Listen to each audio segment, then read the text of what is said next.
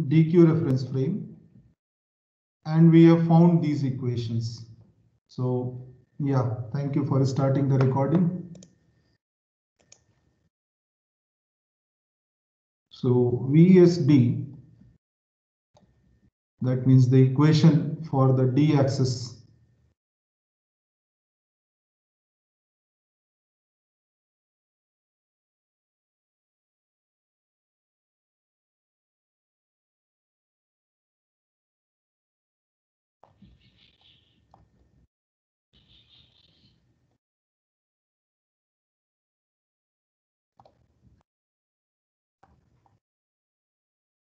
So I hope the screen is visible. It's not lagging so much. Yes, sir. Visual. Good.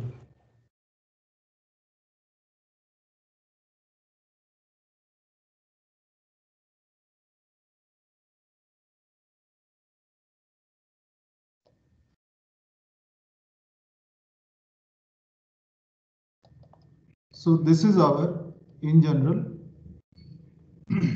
equations for the permanent magnet synchronous motor. So these four equations govern how motor is going to behave when we see from the DQ, synchronous DQ reference frame. Now we have to apply our control, let's say the normal PI, PID, these kind of controllers for controlling the quantities. Now which all quantities we control? So of course we control our current, which means ISD, ISQ and omega, which are more continuous quantities. There is no abrupt change in these quantities. So any current in the inductor will be continuous, it will never be discontinuous, and then the speed in the system can never be discontinuous. So basically discontinuous current means you have injected infinite voltage, and in some discontinuous speed means you have injected infinite torque. So both these possibilities are not there. Under that, we define these as our state variables and we try to control that. Now, from our DC motor experience, we are going to use that kind of control only. So yes, now the question is, if we have to draw the block diagram of this plant, how it will look like. Let us say if I draw for the VSD, so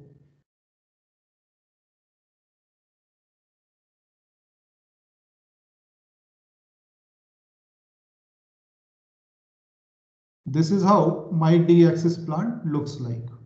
Similarly, my Q-axis plant will also look very similar to that, except there will be one additional term which is getting subtracted, and that is on account of the back EMF generated over there.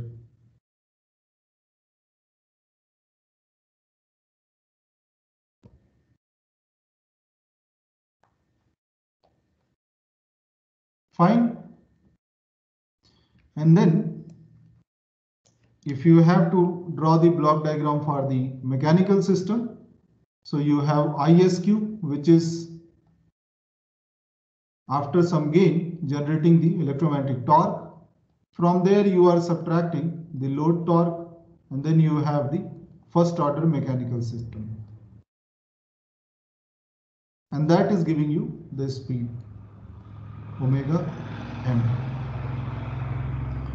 So now the thing is, we have to design the controller for this, and we are going to use our PI controllers for the feedback based control.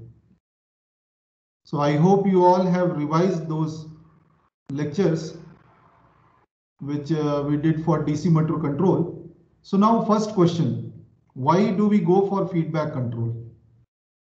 You can turn on your mics. Why do we go for feedback control? What is the purpose of feedback control? You can open your notes if you have made any. So you can open, you can refer to that, and you can answer. Here we are going to design the controller for PMSM. So this topic we will close today. That's why we will discuss this little bit. Tomorrow tomorrow onwards, we will go more for the induction motor control. Yeah, so what are the answers? Why do we go for feedback based control?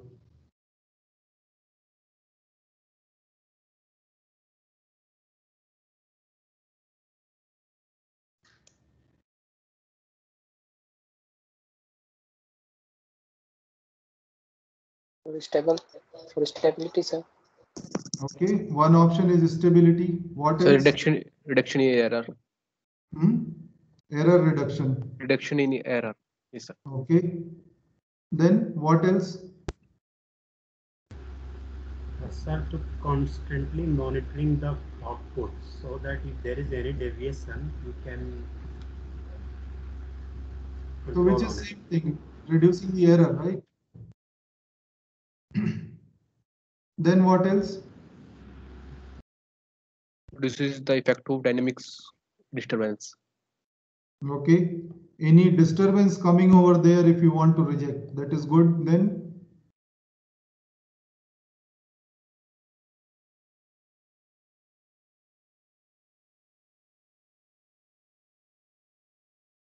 what else? So we are also improving the dynamic response of the machine, right? Of the system. This is another thing why we are doing closed loop control, isn't it? So Yes. because we have two systems as similar to we had for DC motor also, armature current generating the torque and then the speed, this subsystem coming. So similar to that we have here as well. So similar kind of control we are going to use. Now what was that control? That was something like a cascaded control for the current and speed. So what did we do in the cascaded control?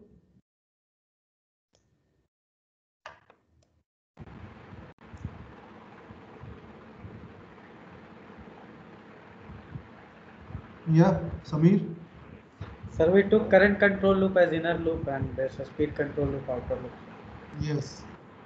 So we had some speed control loop like this, giving reference for the current, and then the PI controller for the current, then that giving the voltage output. Then we had the converter gain, and then the plant for the current, then another gain, let's say KT, then plant for the speed, generating omega, something like this we did, right?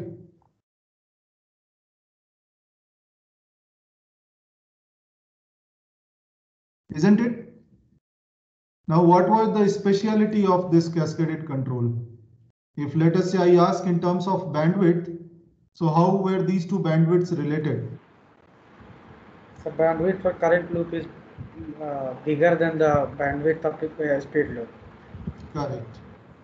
So if I call this bandwidth as omega b omega I and this as omega b omega s for speed, so the bandwidth for the current control loop is much higher than the bandwidth for the speed control loop. And why did we do so? Because we wanted the inner quantity to settle down much faster compared to the outer quantity. Whatever inside the red box should not look like any dynamic system to the outside. Dynamic system in the sense it must settle very, very fast. These dynamics must not affect the outer loop. That is clear, right, to all of you? So typically what we did, we said like the bandwidth of the inner control loop will be 10 times of the bandwidth of the outer control loop. So by that what will happen, before there is any change on the outer loop, the inner loop is perfectly settled. Any disturbance is not created due to the dynamics of the inner control loop. Is that clear? So why we are doing this, how we have come to this point, again you can go back and watch the lectures. Fine. Now, then we designed the control loops one by one, right? first we designed the control loop for the current.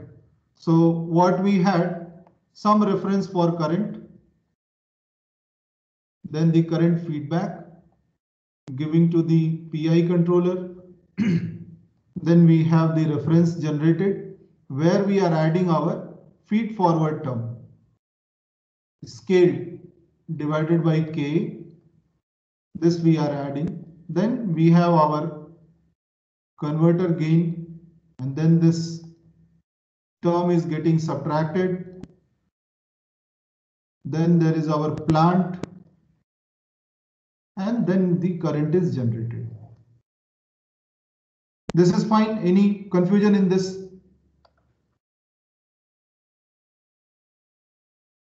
Any confusion in this? Okay. Now, why do we have feed forward? Why do we have this addition over there? So again, if you go back and see the equations, we want linear control system.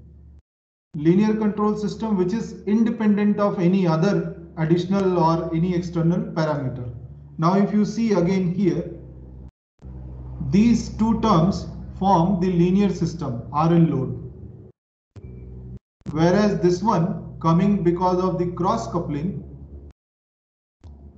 is forming non-linear kind of thing because it is dependent on the Q axis current. Similarly, here in the Q axis, we have these two terms as linear system, whereas these two terms, one coming because of cross coupling, another coming because of the speed EMF. So these two are kind of coming as non-linear terms because there is no direct influence of your ISQ on these terms. Similarly, there is no direct influence of ISD on this term. So that's why I am calling these terms as non-linear.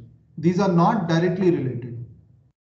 So these terms only we compensate in advance, and that is what is called as feed forward. So what we do, you write the equations little differently.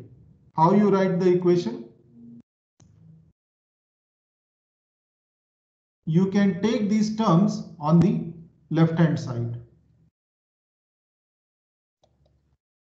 Then what you will be left with is this.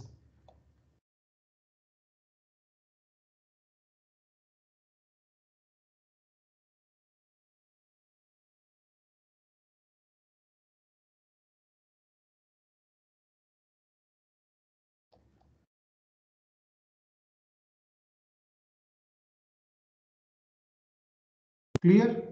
Now I can call this as some fictitious voltage after subtracting or adding this feed forward as VSD star and VSQ star. Ultimately, these are the inputs which are given to my plant that influence my output. Isn't it? I have this V voltage, then subtracting this feed forward, that is actually this VSD star is going to this plant 1 by RS plus SLS, and that is giving my current ISD. And this is true for Q also. So actually I am trying to control this star so that I can control my current for this linear plant. So that is why whatever is causing hindrance in that means the feed forward term, that we compensate in advance. So which is what I have drawn here.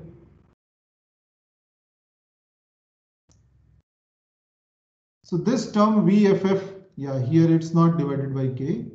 This feed forward term VFF, which is going to get subtracted from my voltage, that I will add over here in advance. So whatever polarity it is here, just negative of that is added here. Any confusion in this? Why we have feed forward? We want to get rid of the non-linear term, which is not directly influenced by this current. Otherwise, it will become part of the plant, which it is not. Clear? Now, when I have to design my controller, these are all disturbances, whatever feed forward you are adding. So in the design of controller, disturbances can be ignored because we have seen for feedback control, any disturbance which is coming will be eventually damped out. Even if it is system generated, we are anyway compensating that. That is a different thing. But in general, any other disturbance, let us say coming over here, so that also will get damped out, any noise or something. Again, you can go back and check the lectures. So that is why we do not bother about these disturbances. What we take only the quantities which are coming within the loop.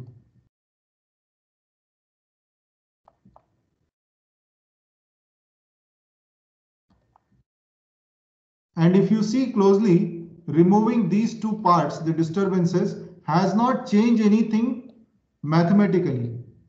You are adding something, you are subtracting something. Even if you don't do both, which means as simple as this does not change anything in the system mathematically. But because in the physical system we have this, so that is why we are compensating over here. So when it does not change anything mathematically, then we are now ready to design our controller. Now the first question, what are we trying to do in this control? Now our plant is something like K by RS plus SLS.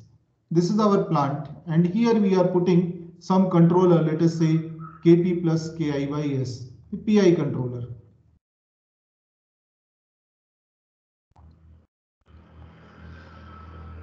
This is all. Now, any first order system, we have seen that the phase at the most can be minus 90 degree. So which means there is no possibility that it will go unstable. Instability issue is not applicable to first order plants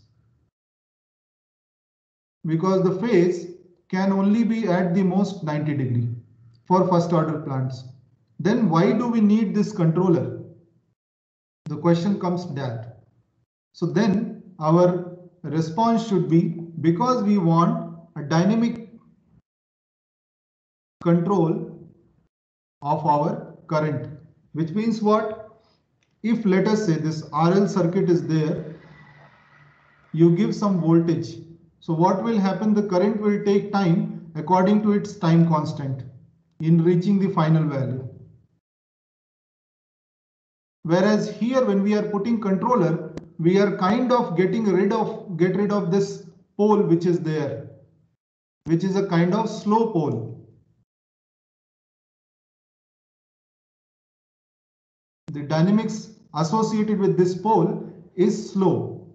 So that's why I am calling it a slow pole. We are getting rid of this pole so that we can have much faster response. With control, the current response may look like this. Understanding my point? Much faster than what it is now. This is what we are trying to do. Fast dynamic response for our current. So in the Bode plot also, if you see, it is understanding the same thing from different perspectives. That's all. So if you plot the Bode diagram or Bode plot for the gain, then what you will see that original plant, it may be somewhere like this. This could be the corner frequency which is corresponding to RS by LS omega. So it will be going like this. So it has that much of bandwidth. Now what you want much faster system. So what we are doing, we are cancelling this pole and putting something much faster, and so our response will be like this. This is what we call as our omega bandwidth I, the bandwidth of the control loop. So we have changed our this corner frequency from this to this, not this one, omega V omega I. So we have changed our corner frequency from here to here, and because we are covering more frequency, that is one way to say like we are having a much faster response compared to the original plant. This is the reason why we go for control even for the first order system. Instability is not the issue with first order system. The issue is response time. You want some maybe 0.1 millisecond response time, but your actual time constant may be 10 millisecond. So we are changing that. Now what do we do? How do we design that? We have seen already. So we have our, okay, let me write directly the open loop transfer function, which is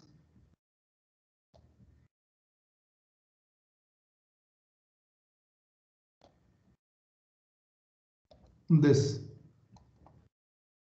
So for simplification or rearrangement, you can write like this. Here also you can take out this term.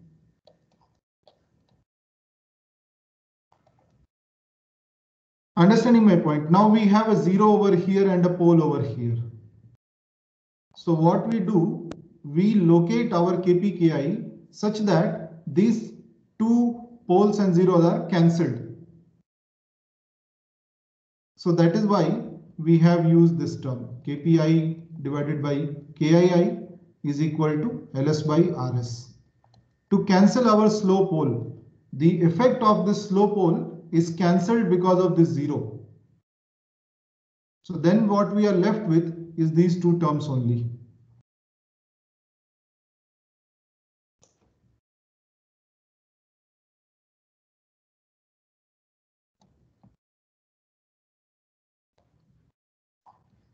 And then we can write our closed loop transfer function from this. And that's all. Now we know if we want to have this particular bandwidth omega b omega I, then this is going to be equal to our KII K by RS. This is simple. We all have done in our DC motor control. So this part we have done, right? Any confusion in this? I'm just repeating whatever we have done, reconfirming those things. That's all. So any confusion why we are doing that or what we did? Fine, right? There is no issue in that. And this omega b omega I, what we have seen for the DC motor, it is true over here also. It is 1/10 of the switching frequency. So bandwidth is 1/10 of the switching frequency because it is omega. So I am multiplying 2 pi over here. Fine. This is the problem of being at home. You are always sleepy. Narendra? Yes. That's not good actually. That's why I am asking all of you to keep your camera on. So when you start feeling drowsy, then I can understand that.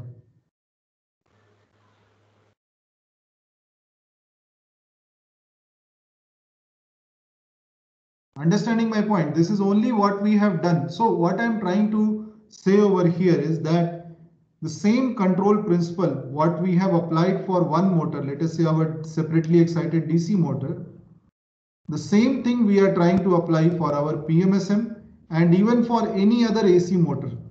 The concepts are same. Only thing you need to understand how and when you are doing this.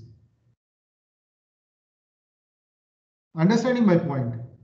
So this is fine. Again, when you go for designing your speed control loop, you go back and watch the lecture. I know it was very early lecture, so most of you have forgotten if you did not revise during your midterm also.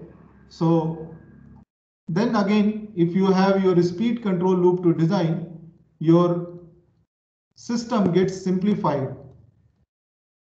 Now your whole current control plant is boiled down to this.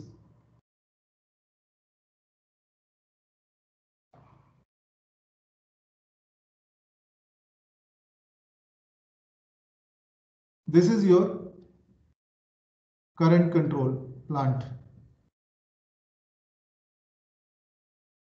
Understanding my point? Again, because we have a pole sitting very close to origin, because this time constant J by B is very high. High means the value of J would be very high and B could be very low. So that's why the time constant associated with this pole is very, very high time constant, and the frequency is very small. So when we draw the Bode plot, in the beginning only we will see minus 20 dB per decade of slope. So which means cancelling this pole is not possible using any control method. So that is why we go for what is known as symmetric optimum method. This also we have seen for our DC motor. So I hope you have revised little bit. Yes or no? Suraj? Yes, sir. Yes, yes, sir. Yes. Yes, sir. So what we have understood that this system will actually have minus 40 dB of slope, because this minus 20 soon becomes minus 40 and it is crossing with this slope. It's crossing the 0 decibel line at this slope. So then our phase is going to be minus 180 in the beginning only. This is a very small duration, maybe before 1 hertz or something. Now here the problem of instability comes. Because my phase is going to minus 180 degrees. So this has problem of instability. So two things here we try to address. One thing is instability, another is the dynamic response. Understanding my point? So what we do in symmetric optimum, we will position our 0, which is in the controller, Kp omega plus Ki omega by S. So this Kp Ki we position such that whatever was coming with minus 40 dB, it changes to minus 20, and after crossing this 0 dB line, then it may go back to minus 40. So our phase, it improves from minus 180, it starts improving, goes to maximum, and then comes back to minus 180. So this phase margin, what we get additional, earlier it was 0.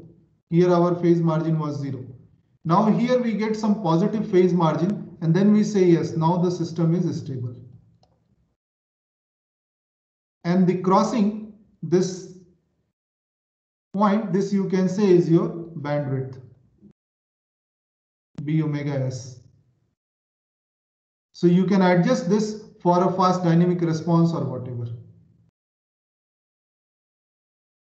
So these things we have done. So you can always go back and try out yourself how the controller is designed and things are done. Is that fine? Yes. Yes, sir. So I will not go into those details. You refer to the lecture and design yourself, because this will be part of the next experiment what you will do. I mean the lab exercise, simulation exercise. Now I will talk little bit more on things which are more related to this PMSM control. So this is how you design controller, that is all fine.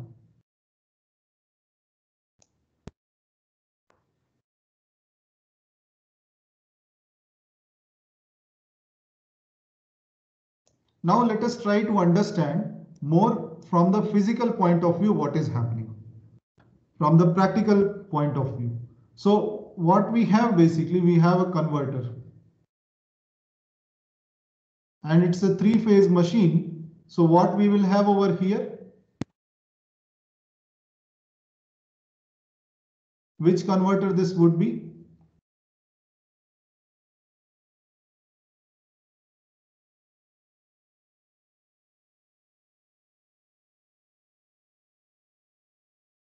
No response. Wow. Why? Rajesh?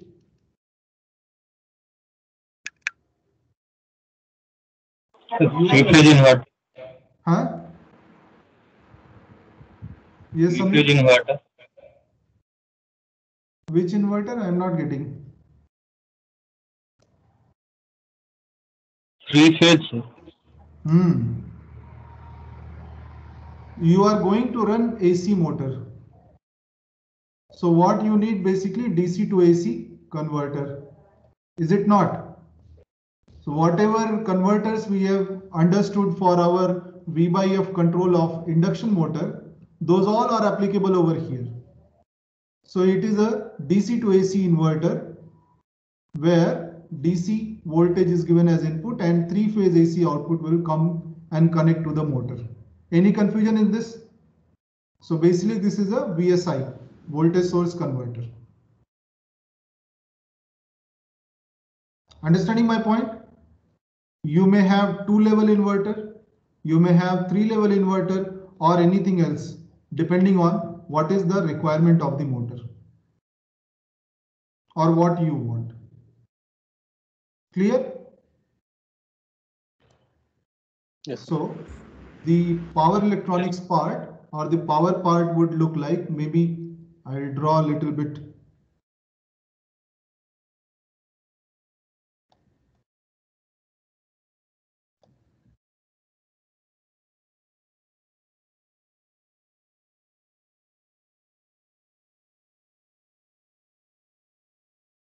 Something like this if you are using two-level VSI. And all these are having bidirectional switches that you must consider. Whenever you say VSI, by default, all these are having anti-parallel diodes. Am I clear? Now this is what you are doing practically for the PMSN control. You have an inverter and you have the motor connected with that. Now tell me,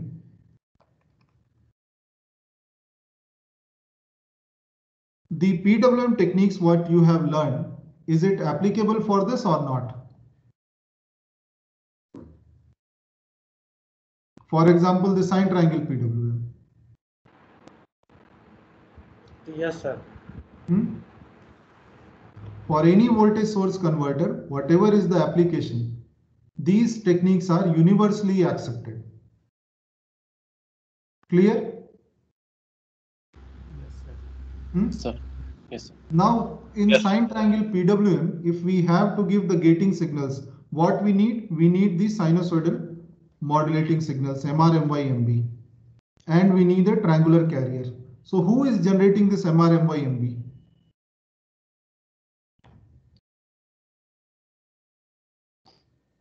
Who will give?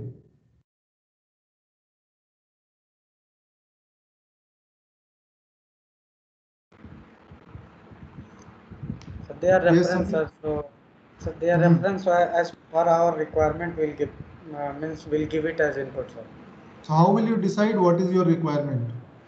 So based on the frequency, sir,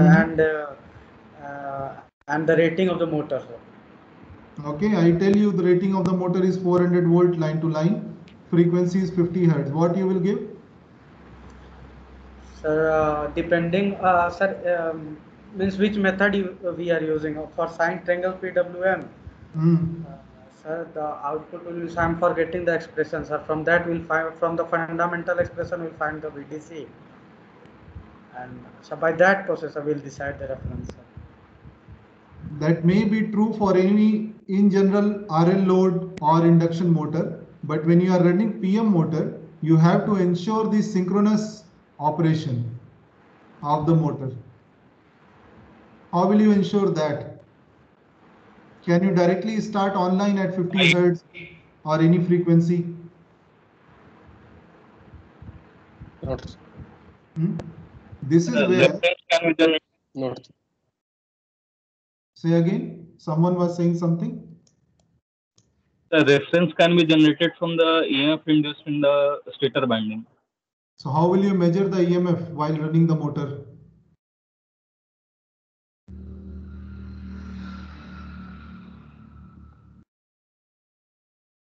It was in a stator winding, sir, so we can measure.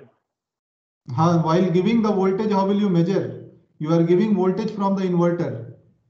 So what you will get on the output? Scope.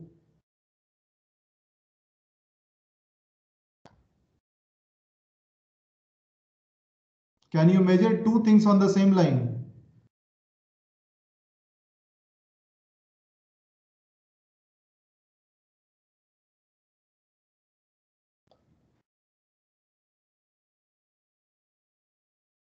Yes or no? Don't know, sir. This is where we need the controller. Which controller? The same controller which you have been designing so far. Understanding my point? Now, this controller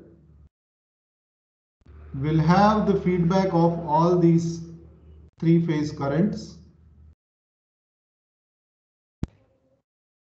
maybe two also, because it is a three-wire system, and omega. And according to your control, whatever this field-oriented control you have learned, it will generate the gating pulses for R, Y, and B phase. This is where you need all this alpha beta to DQ, DQ to alpha beta, all these transformations. Why we were doing that?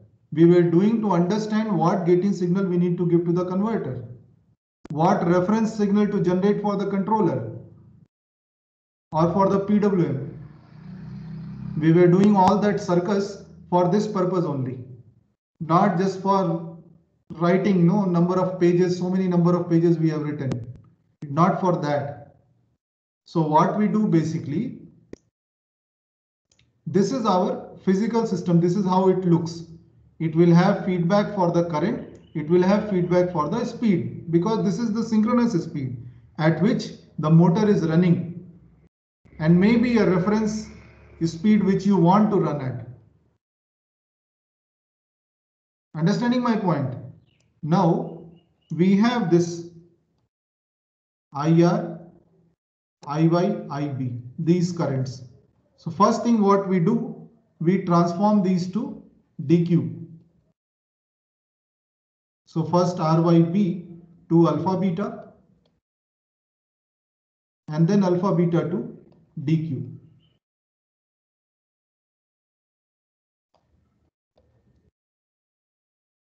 And for this alpha beta to DQ, we will need cos rho and sin rho. From where we are getting cos rho and sin rho?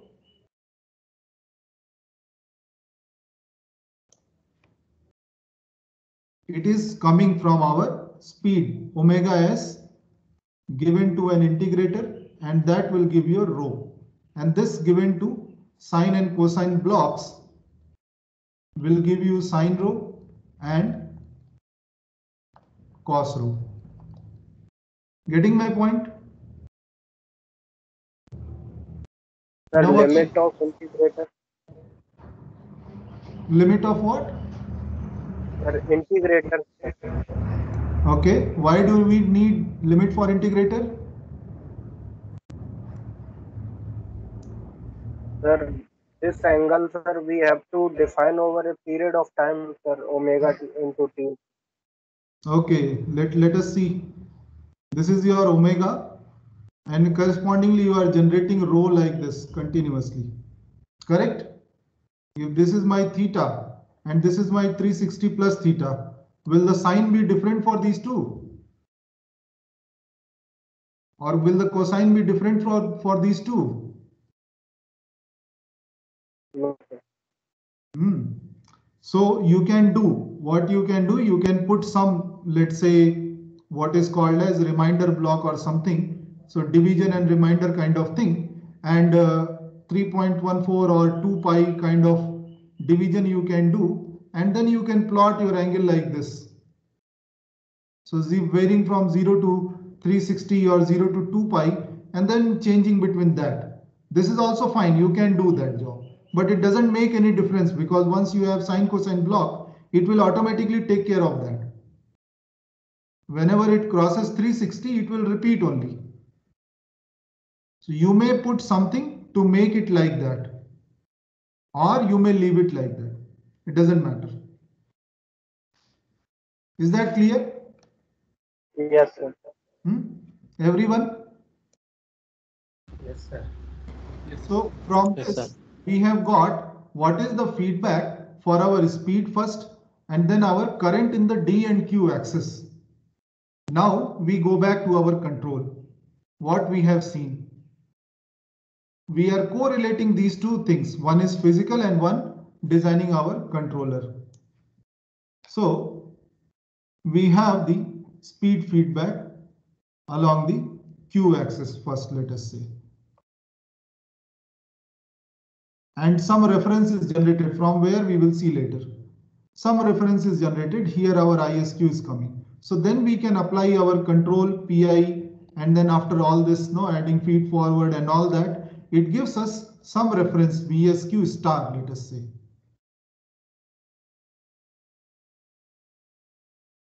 This is our reference. That is what it has generated. The controller has generated. This is my voltage requirement for having this reference current. That is what the controller has said.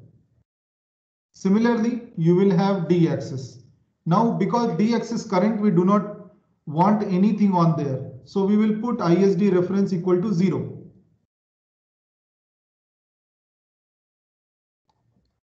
Then we have the similar kind of, or in fact the same kind of plant for the D axis also.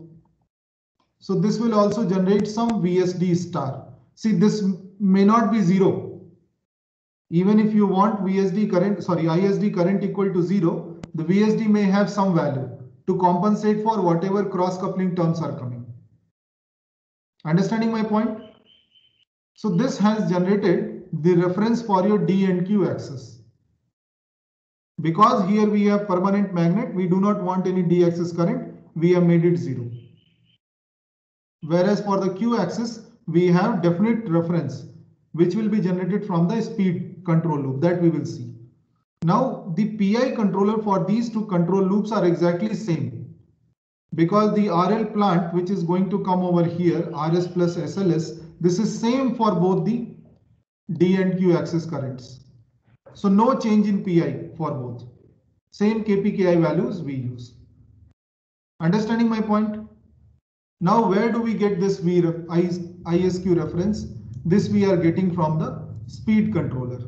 So a speed controller has some speed reference, some feedback, some PI controller, and this PI controller is generating your ISQ reference. Understanding my point?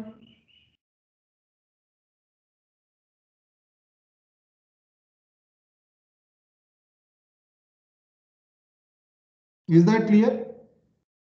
Yes, sir. Yes, sir. Now, in this system, you know what reference or what voltage you have to generate along the D and Q axis. But it is not D and Q axis control or converter you are having. You have three-phase RYB converter. So you need to transform these references to RYB. So this VSQ and VSD, this will be transformed back to, let us say, first alpha beta. So you will get VS alpha, VS beta, and these are reference. These are not your actual voltages.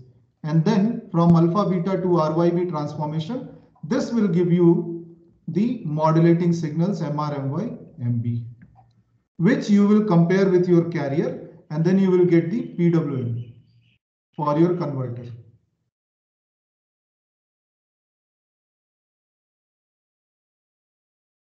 You understood the sequence? Yes, sir. Yes, sir. So if I have to, let us say, draw the complete block diagram, so how I will write or how I will show. This is my speed reference. Obviously starting from the outer control loop. Then my PI for the speed control loop, which is giving Q axis current reference, which is compared with the Q axis feedback, and then sent to the PI of the current control loop, which is again added with the feed forward. And this gives me VSQ star. Similarly, for the D axis, the reference itself is 0. ISD star is equal to 0.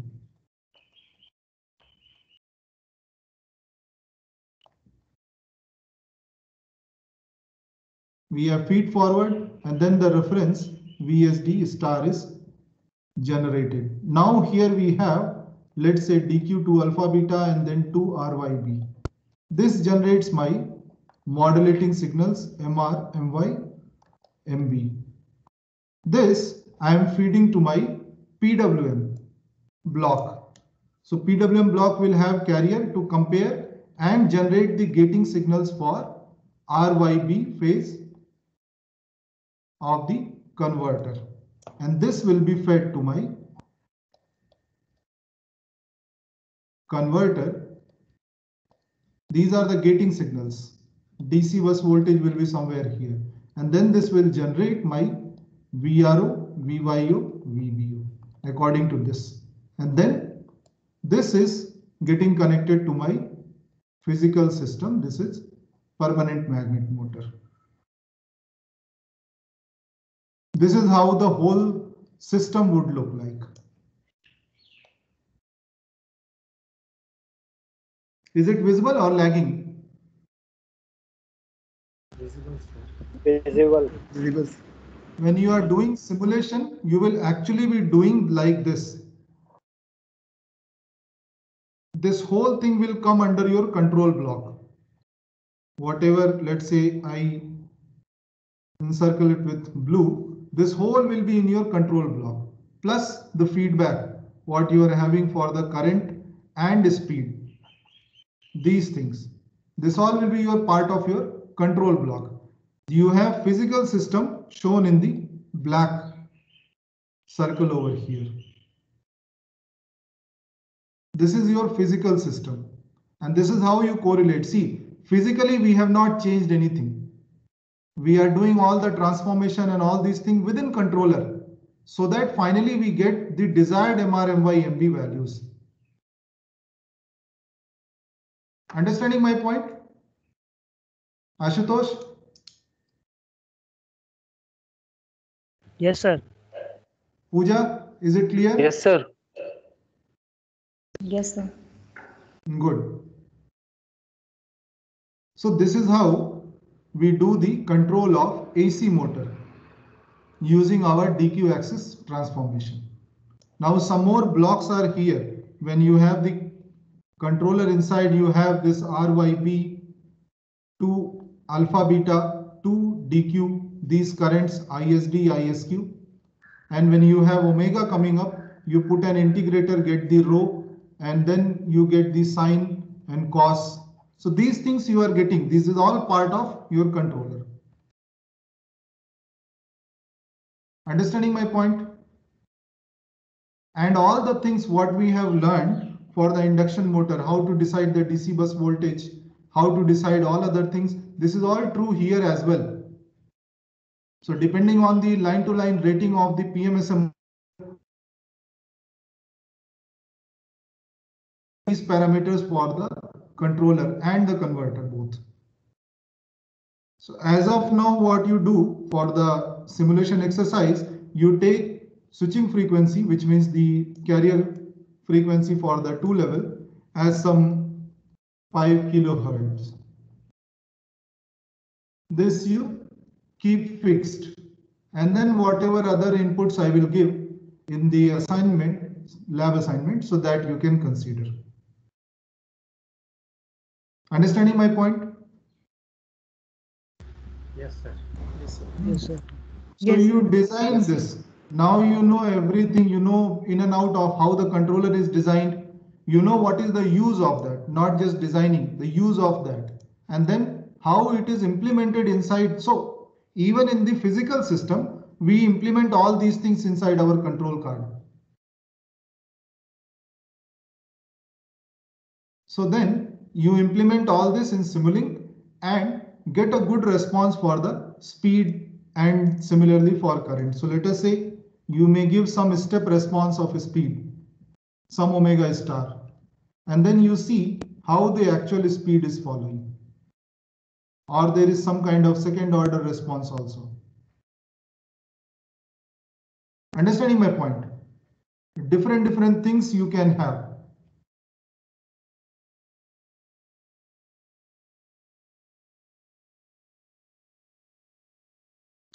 Clear? Any doubt over here?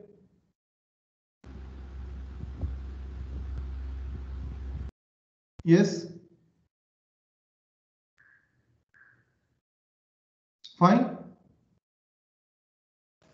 Yes, sir. Okay. Now, some practical applications when we are dealing with, let us say, when we talk about any compressor or milling application or even some limited portion of traction, then we have options. Options are whether we can have this speed loop or we may have only the current loops being controlled over here. So one of the questions which I asked in the midterm examination, where the speed loop was not there, you had to only design the current control loop. So this is one application or one type of control which is generally used for the electric vehicles. So if I give you an analogy, what happens in any electrical vehicle or electric vehicle, we basically have this, let us say our car or something in which we are sitting. What options do we have? We have accelerator, we have brake, and we have clutch. So we generally control with these two options. We either accelerate or we apply brake. There is nothing called as fixed speed operation of the vehicle. This is not an option for any vehicle, diesel engine or anything. Understanding my point? Why? Because the dynamics which you are going to see ahead on the road, that is not fixed. You may have anything anywhere as obstruction. So generally we operate in this mode, either acceleration or brake. This is analogous to our electric vehicle when we have motor operating in only current control mode. Let us say ISQ. You are controlling only this. So your ISQ reference you are giving. Sometimes positive, sometimes negative. Again sometimes positive, again sometimes negative. This means what? This is your acceleration, this is your brake. Now this is independent of any speed reference. This is not there. You are simply applying some positive torque and then applying some negative torque. That's all. So in general, electric vehicles are operated like that. So then we need not have any speed loop. Directly, we can have a simpler control loop only with ISQ and ISD. So ISQ will be some reference given by you and then the PI controller. And similarly for ISD, let's say it is 0 for PM motor and then some PI controller. That's all. This reference is given by you, decided by you. You have the feedback through your eyes or ears. You know what you are seeing. Understanding my point? So this was the question given in the midterm examination. And the application is all the electric vehicles what we see. Or anywhere where we have visual feedback. When we are going very fast speed, we just slow down. That's all. Understanding my point? So whenever you are running your simulation, the simplest thing to do is first design the current control loop. Only up to this. First design the current control loop, run the machine with some reference at the current controller. Give some reference, 5 ampere, 2 ampere, whatever, and see whether the machine is accelerating or not, speed is increasing or not, and your current is following your reference or not. If your current is going in a very perfect manner following this, then it is fine. Then you go ahead and design your speed control loop. But first check should be whether up to the current control loop your system is working fine or not. This is how you design step by step. Because finally, after a speed loop, the system becomes very big. It's very difficult to debug what is happening there. Understanding my point? Yes, sir. Yes. So this is the way you. Yes. So the cascaded control basically is used for the application where speed is to be kept constant and torque also to be kept constant? No. So speed to be kept constant alone is the enough constraint for ISQ. Let's say when you have this PI controller for speed giving the ISQ response, this says irrespective of load torque, your speed will remain fixed, which means if your reference is here and your speed is tracking that, it's tracking at this moment, even if you put some load, it should not change, it should not deviate. That is the meaning of this. Okay, sir. And when you say constant torque operation, which is similar to what we did without the speed loop, this kind of structure, because torque is proportional to your current, ISQ current. So you decide what torque you want, that you can call as torque control. Understanding my point, the difference between the two. Here your ISQ command is dictated by torque, what torque you need. In the second case, your ISQ is dictated by your speed reference, whether it is matching or not. Correct? Okay, sir.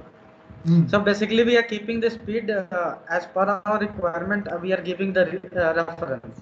Yes. And then after comparison, we are getting the current output which will decide the torque. Yes, yes, absolutely.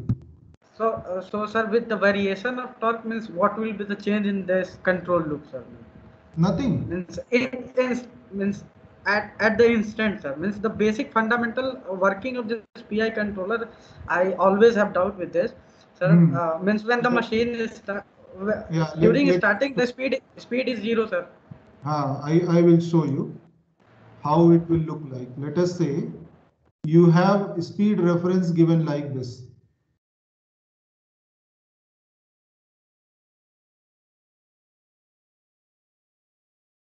Something like this you are giving your speed reference. Correct? So your speed will follow this.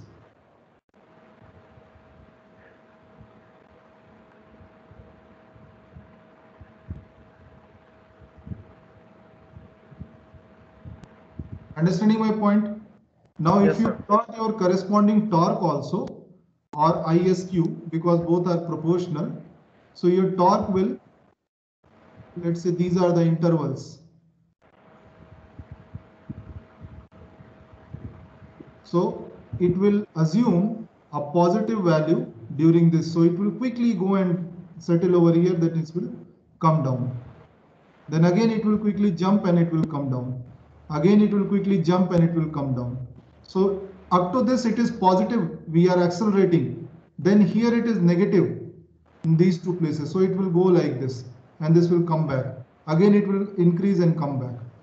It is like pulsed torque you are giving. Once the speed is reached, there is no need of torque there. But the moment, let us say at this point, you give any load torque, you have given a load torque at this point. So again, your torque will jump and stay there so that the speed is maintained.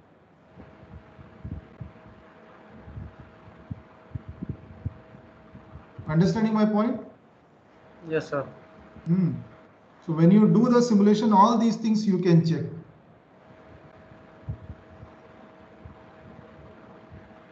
Okay, sir. These things are very intuitive. If you do yourself and then see the response of ISQ or torque, it is all very interesting to see how it behaves.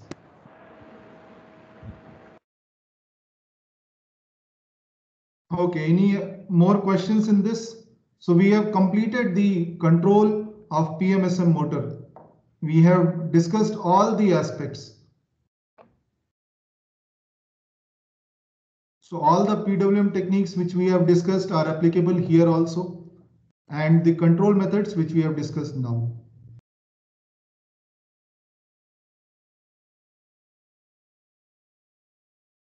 Any questions?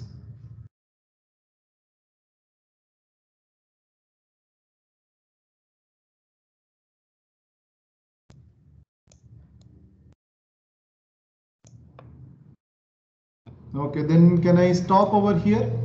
And tomorrow we will start the induction motor, first modeling and then control, which is basically you can consider as next step of PMSM motor. Fine? Yes. Good. So again, if you have any doubts, any confusion, please ask. Don't hesitate. Ashutosh? No, because again, further things will be little more complicated than this. Induction motor control will be little more complicated than this. So any doubts you have, please ask.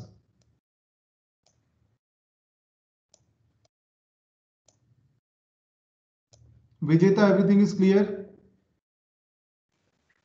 Yes, sir. Vishal? Yes, sir. Yes. Himanshu? Yes, sir. Alhaj, is it fine to you? Yes, sir. Satya Prakash? Yes, sir. Narendra? Yes, sir. And sir, I have to study once more also, sir. After that, if any doubt comes. You have to study many more times, that I know, but Yes, sir. please do along with the classes. Yes. Then you have the chance to ask. In Yes. examination, if you ask, I will not tell. Yeah. Pooja, is it fine? Yes, sir. Gopal, Ashutosh, Suraj, Yes, Akib, Sameer, Yes, sir. Naveen.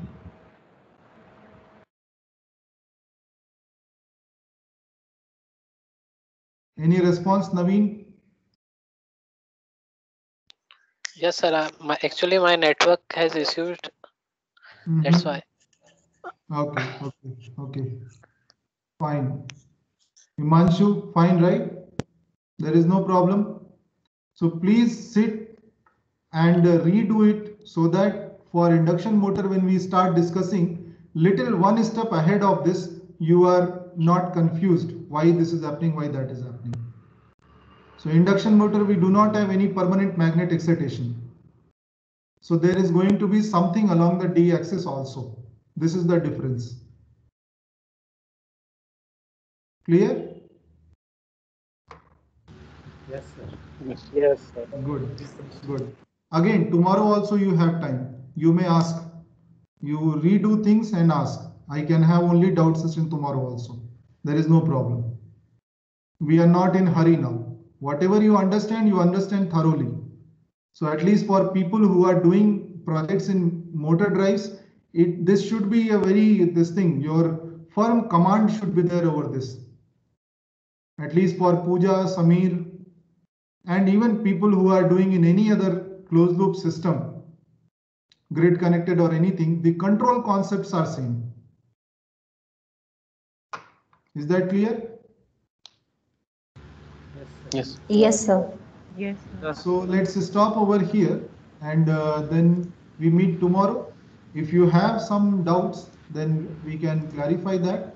Otherwise, we will start our induction motor. Okay? Okay, sir. Okay.